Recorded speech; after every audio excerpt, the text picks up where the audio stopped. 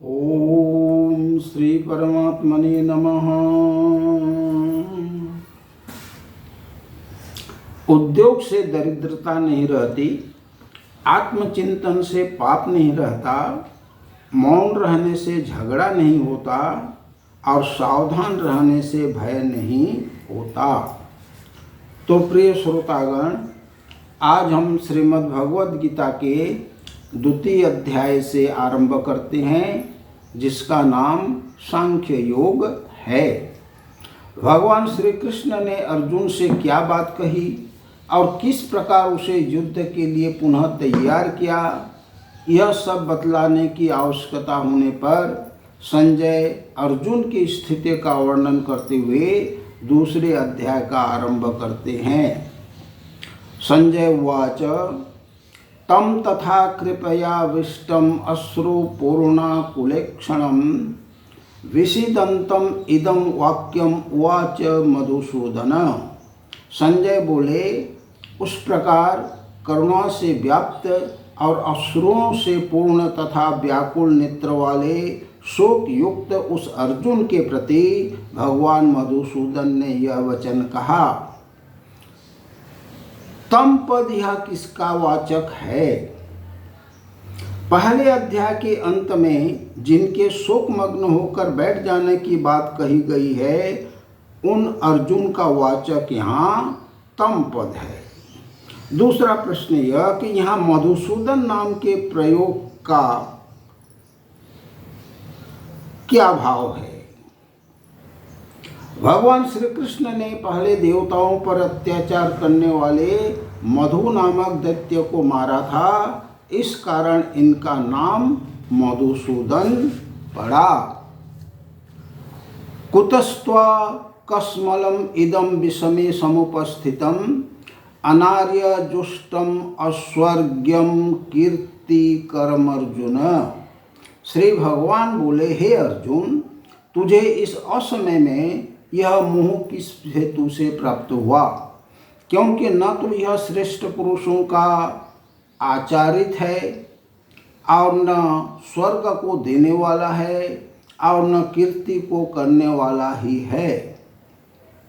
यहाँ पर प्रश्न उठता है कि तुझे इस असमय में यह मोह किस हेतु से प्राप्त हुआ? इस वाक्य का क्या अभिप्राय है? भगवान ने अर्जुन को डांटते हुए उनसे आश्चर्य के साथ यह पूछा है कि इस विषम स्थल में अर्थात कायरता और विषाद के लिए सर्वथा अनुपयुक्त रणस्थली में और ठीक युद्धारंभ के अवसर पर बड़े बड़े महारथियों को सहज ही पराजित कर देने वाले तुम सरीखे शूरवीर में जिसकी जरा भी संभावना न थी, ऐसा यह मोह कहाँ से आ गया?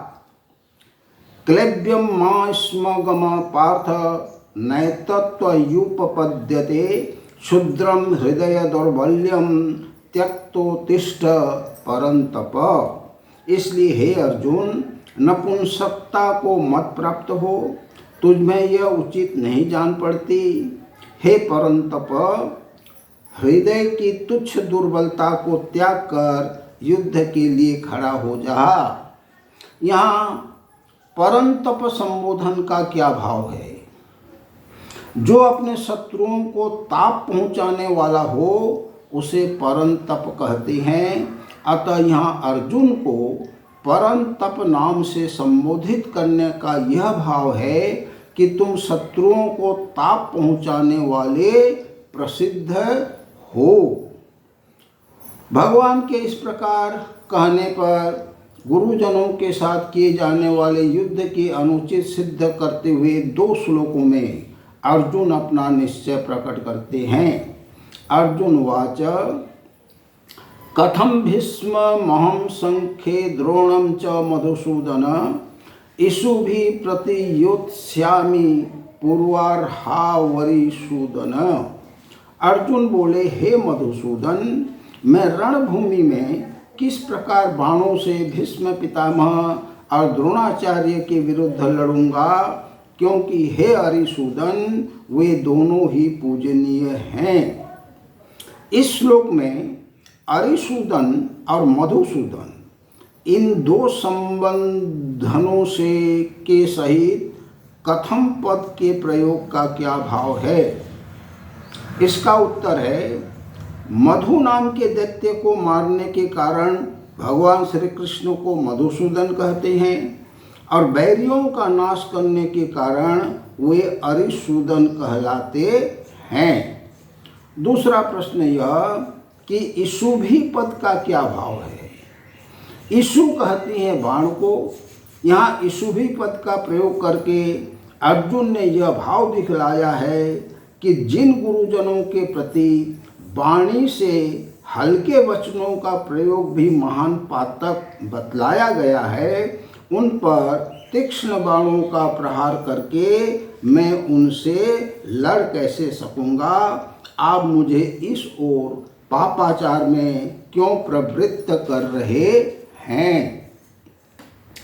गुरुन् हत्वा हि महानुभावान् श्रेयो भोक्तुं भैक्ष्यं पीह लोके हत्वार्थ कामांस्तु गुरुनिहैव भुंजीय भोगान रुधिर प्रदिग्धान।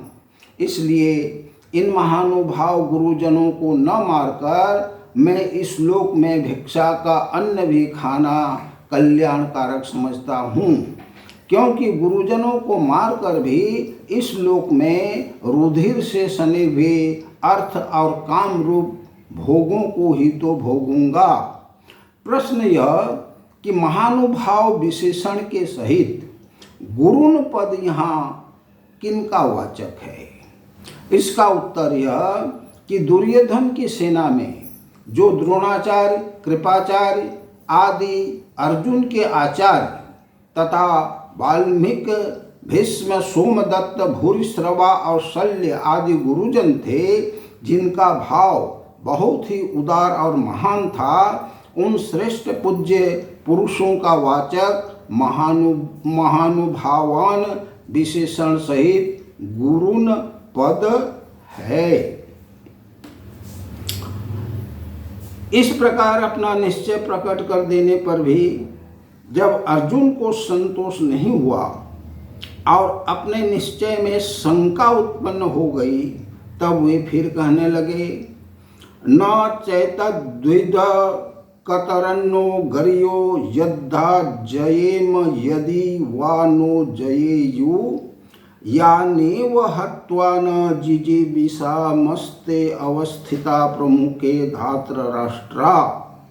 हम यह भी नहीं जानते कि हमारे लिए युद्ध करना और न करना, इन दोनों में से कौन सा श्रेष्ठ है, अथवा यह भी नहीं जानते कि उन्हें हम जीतेंगे या हमको वे जीतेंगे, और जिनको मारकर हम जीना भी नहीं चाहते, वे ही हमारे आत्मीय धृतराष्ट्र के पुत्र हमारे मुकाबले में खड़े हैं। यहाँ प्रश्न यह है कि हमारे लिए युद्ध करना या न करना, इनमें कौन सा श्रेष्ठ है, यह हम नहीं जानते का क्या भाव है। इससे अर्जुन यह भाव दिखलाया है कि हमारे लिए क्या करना श्रेष्ठ है, युद्ध करना या युद्ध का त्याग करना, इस बात का भी हम निर्णय नहीं कर सकते, क्योंकि युद्ध करना तो क्षत्रिय का धर्म माना गया है और उसके फल स्वरूप होने वाले कुल नाश को महान दोष भी बतलाया गया है। दूसरा प्रश्न यह कि जिनको मारकर हम जीना भी नहीं चाहते, वे ही हमारे आत्मीय धृतराष्ट्र के पुत्र मुकाबले में खड़े हैं, इस वाक्य का क्या भाव है? इस वाक्य से अर्जुन ने यह भाव दिखलाया है कि यदि हम यह भी मान लें कि जीत हमारी ही होगी, तो भी युद्ध करना श्रेष्ठ नहीं मालूम होता, क्योंकि जिनको मारकर हम जीना भी नहीं चाहते, वे ही दुर्योधनादि हमारे भाई मरने के लिए हमारे सामने खड़े हैं। अतएव यदि हमारी जीत भी हुई तो इनको मारकर ही होगी। इससे हम यह निर्णय न कर सके हैं कि हमारे लिए क्या करना उचित है। इस प्रकार कर्तव्य का निर्णय करने में अपनी असमर्थता प्रकट करने के बाद अब अर्जुन भगवान की शरण ग्रहण करके अपना निश्चय कर्तव्य बतलाने के लिए उनसे प्रार्थना करते हैं। कार्पण्य दोषोपहत स्वभाव पृच्छामि त्वां धर्म सम्मूढ़ चेता यच्छ्रेयस्यान्निश्चिन्तं ब्रूहि तन्मे शिष्यस्ते अहम साधि माम त्वां प्रपन्नम।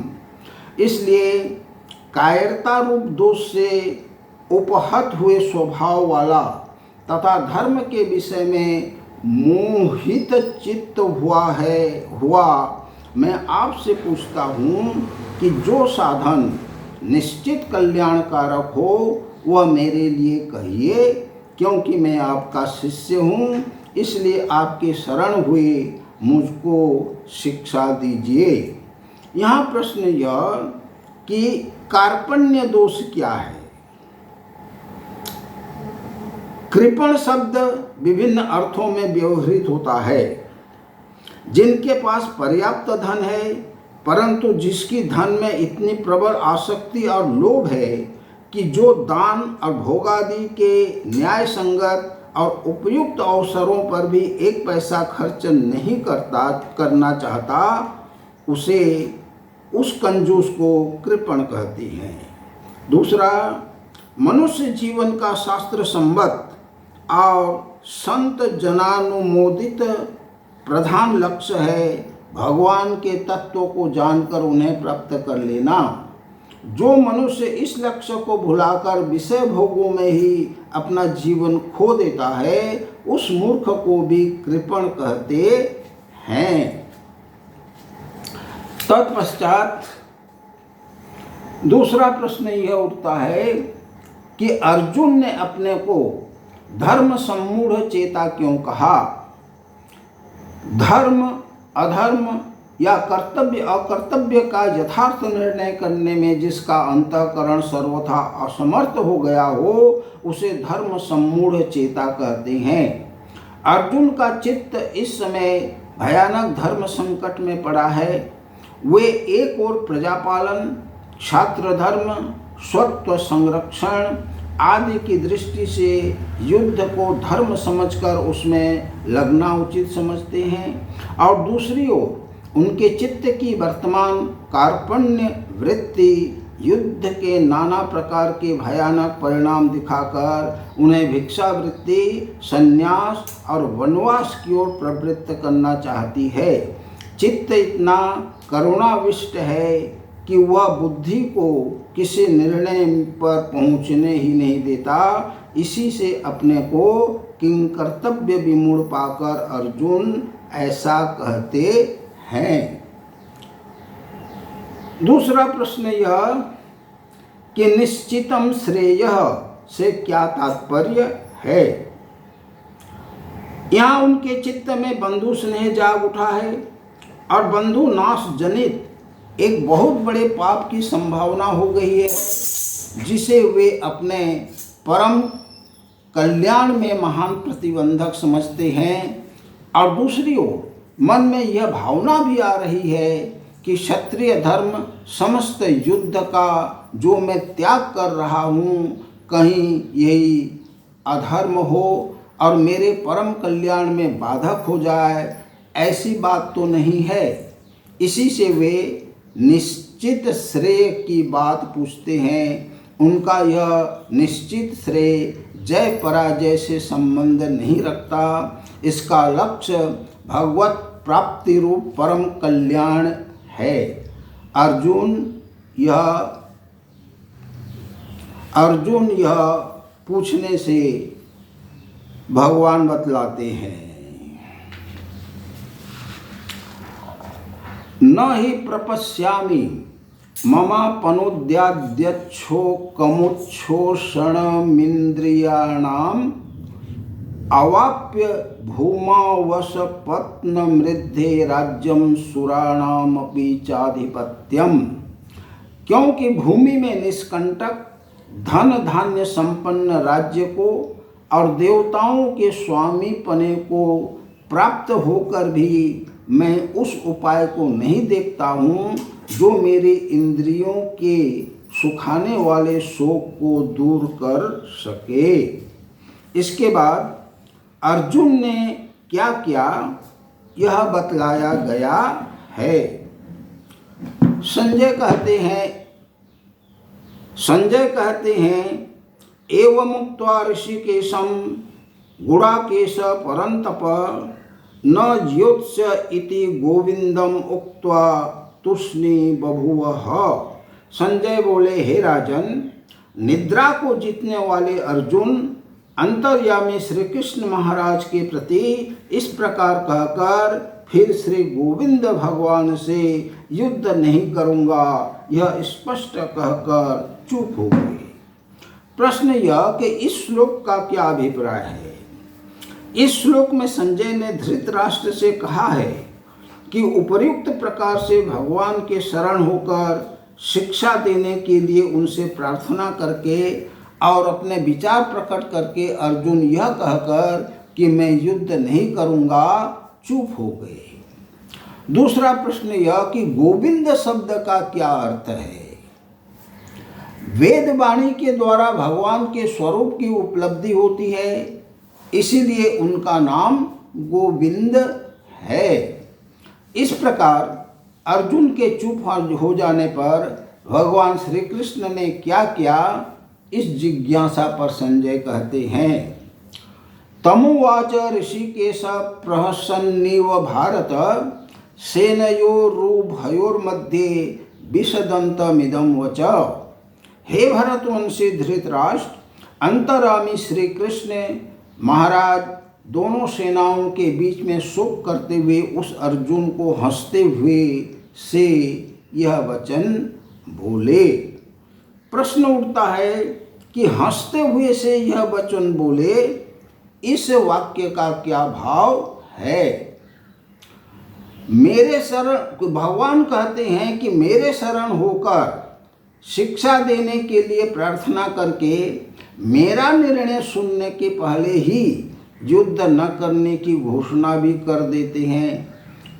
यह इनकी कैसी गलती है। इस भाव से मन ही मन हंसते हुए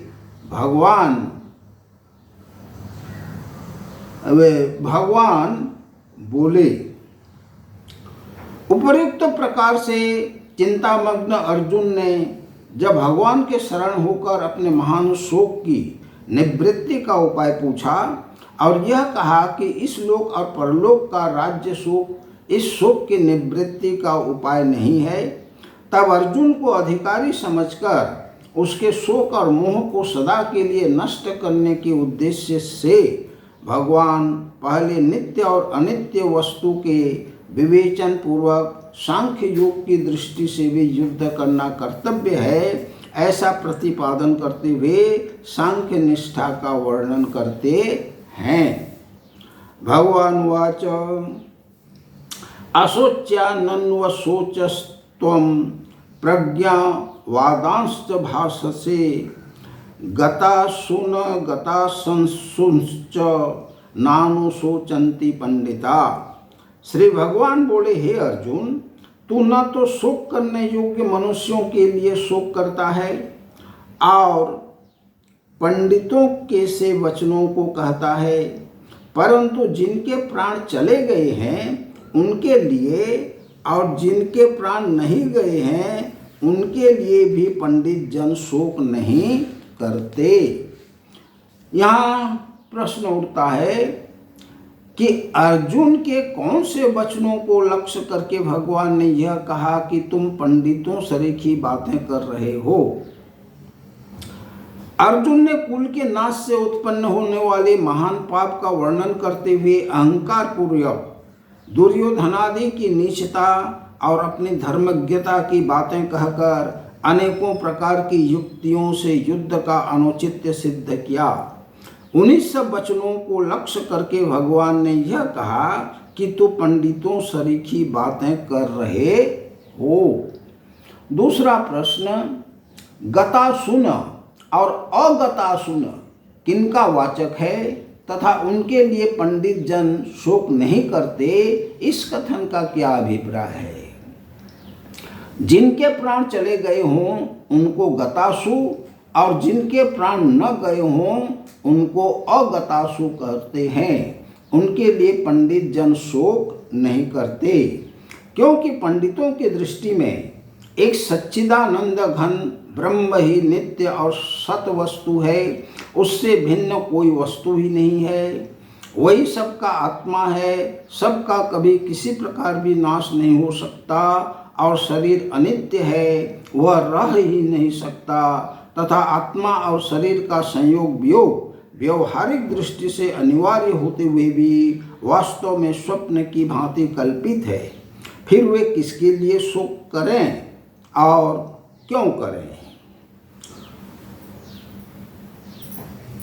न त्वे वाहम जातु नाशम न त्वं नेमे जनाधिपा न चैव न भविष्यामः सर्वे वयमतः परम। न तो ऐसा ही है कि मैं किसी काल में नहीं था या तू नहीं था अथवा ये राजा लोग नहीं थे, और न ऐसा ही है कि इससे आगे हम सब नहीं रहेंगे। इस श्लोक में भगवान के कथन का क्या अभिप्राय है? इसमें भगवान ने आत्म रूप से सबकी नित्यता सिद्ध करके यह भाव दिखलाया है कि सबका या तुम्हारा हमारा कभी किसी भी काल में अभाव नहीं है। वर्तमान शरीरों की उत्पत्ति से पहले भी हम सब थे और पीछे भी रहेंगे। शरीरों के नाश से आत्मा का नाश नहीं होता, इसलिए नाश की आशंका से इन सब के लिए शोक करना उचित नहीं है। इस प्रकार आत्मा की नित्यता का प्रतिपादन करके अब उसकी निर्विकारता का प्रतिपादन करते हुए आत्मा के लिए शोक करना अनुचित सिद्ध करते हैं। देहिनो अस्मिन् यथा देहे कौमारम यौवनम जरा तथा देहांतर प्राप्तिर्धीरस्तत्र न मुह्यति। जैसे जीवात्मा की इस देह में बालकपन, जवानी और वृद्धावस्था होती है, वैसे ही अन्य शरीर की प्राप्ति होती है। उस विषय में धीर पुरुष मोहित नहीं होता। इस श्लोक में भगवान के कथन का क्या अभिप्राय है? इसमें आत्मा को विकारी मानकर एक शरीर से दूसरे शरीर में जाते आते समय उसे कष्ट होने की आशंका से जो अज्ञानी जन शोक क्या करते हैं, उसको भगवान ने अनुचित बतलाया है। वे कहते हैं कि जिस प्रकार बालकपन, जवानी और जरा अवस्थाएं वास्तव में आत्मा की नहीं होती, स्थूल शरीर की होती हैं और आत्मा में उनका आरोप किया जाता है, उसी प्रकार एक शरीर से दूसरे शरीर में जाना आना भी वास्तव में आत्मा का नहीं होता, सूक्ष्म शरीर का ही होता है और उसका आरोप आत्मा में किया जाता है। अतएव एक तत्व को न जानने वाले अज्ञानी जन ही देहांतर की प्राप्ति में शोक करते हैं और धीर पुरुष नहीं करते हैं, क्योंकि उनकी दृष्टि में आत्मा का शरीर से कोई संबंध नहीं है। इसलिए तुम्हारा शोक करना उचित नहीं है। मात्रा स्पर्शास्तु कौन्तेय शीतोष्ण सुख दुखदा आगमापायिनो अनित्यांस्तिष्ठस्व भारत। हे कुंती पुत्र, सर्दी, गर्मी और सुख दुख को देने वाले इंद्रिय और विषयों के संयोग तो उत्पत्ति, विनाशशील और अनित्य हैं, इसलिए हे भारत उनको तो सहन कर। यहाँ प्रश्न उठता है कि मात्रा स्पर्शा पद यहाँ किनका वाचक है? जिनके द्वारा किसी वस्तु का माप किया जाता है, उसके स्वरूप का ज्ञान प्राप्त किया जाए, उसे मात्रा कहते हैं। अतः मात्रा से यहाँ अंतःकरण सहित सभी इंद्रियों का लक्ष्य है और स्पर्श कहते हैं संबंध या संयोग को। अंतःकरण सहित इंद्रियों का शब्द, स्पर्श, रूप, रस, गंध आदि उनके विषयों के साथ जो संबंध है, उसी को यहाँ मात्रा स्पर्श पद से व्यक्त किया गया है। दूसरा प्रश्न यह कि सबको शीतोष्ण सुख दुखदा कहने का क्या अभिप्राय है? विषय और इंद्रियों के संबंधों को शीतोष्ण सुख दुखदा कहकर भगवान ने यह भाव दिखलाया है कि वे समस्त विषय ही इंद्रियों के साथ संयोग होने पर शीत उष्ण राग द्वेष हर्ष शोक सुख दुख अनुकूलता प्रतिकूलता आदि समस्त द्वंद्वों को उत्पन्न करने वाले हैं। उनमें नित्यत्व बुद्धि होने से ही नाना प्रकार के विकारों की उत्पत्ति होती है। अतः उनको अनित्य समझकर उनके संग से तुम्हें किसी प्रकार के विकार युक्त नहीं होना चाहिए। दूसरा प्रश्न यह कि इंद्रियों के साथ विषयों के संयोग को उत्पत्ति विनाशशील और अनित्य कहकर अर्जुन को उन्हें सहन करने की आज्ञा देने का क्या अभिप्राय है? ऐसी आज्ञा देकर भगवान ने यह भाव दिखलाया है कि सुख दुख देने वाले जो इंद्रियों के विषयों के साथ संयोग हैं वे क्षणभंगुर और अनित्य हैं, इसलिए उनमें वास्तविक सुख का लेश भी नहीं है। अतः तुम उनको सहन करो, अर्थात उनकी अनित्य समझकर उनके आने जाने में राग द्वेष और हर्ष शोक मत करो। इन सब को सहन करने से क्या लाभ होगा, इस जिज्ञासा पर भगवान कहते हैं। तो प्रिय श्रोतागण, आज के लिए मैं अपने वाणी को विराम देता हूँ। धन्यवाद, नमस्कार।